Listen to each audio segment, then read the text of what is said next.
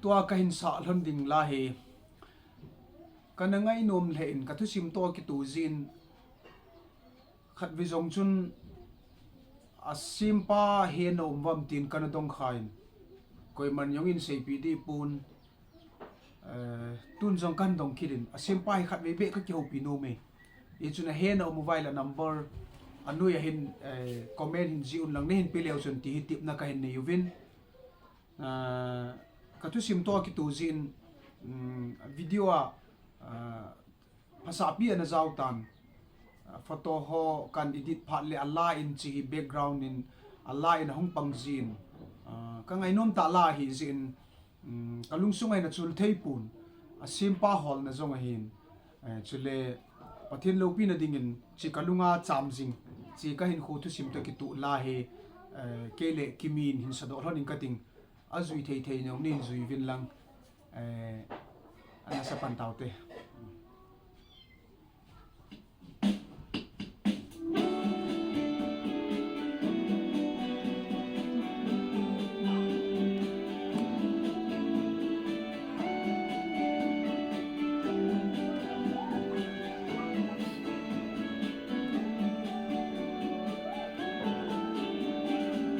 Pakai Mihem Hina Neigonpeh Kachan Hohi Kaya dia kilo mane koi pi Hohi Mihem Hina zi invam kadau tin poi pakai Mihem lunggot banglaw nangin ay puy danhi kapu Abraham na puy bangin khol zin hin kho phat cham cha kanay sung hi thagaw hat na tilaw bin kalson dan kahetin po nei puizin lang nei lam hil zingo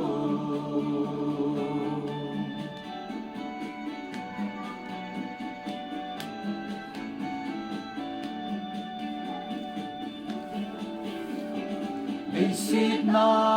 ei huding le ei pan pi din ka hodin so pi sing sung Mihem tin kanagelin sanggabang building to mo hin ko ka manlaizin anong si onem chun ke nang nai zam ta kapu Abraham na puy bangin ho zin hin ho phat cham cha kanay sung hi nagaw hat na tilaw bin kalson dan kahetin po naning may puizin lang may lam hilzin mo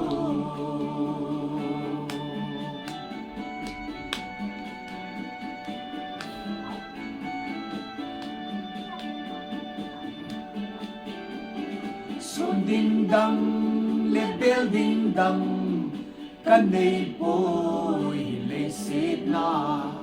o ay ngay lua ka Pakai ng taylaw su lop ni ki panihihan gantay ni hizong le ay panhuding Jesu kalung khamba na pe kapu Abraham na puy bangin khol zin hin kho phat cham cha kanay sung hi gao ha na ti lau bin kal son dan ka het hin po nagin nei pui zin lang nei lam hil zin mo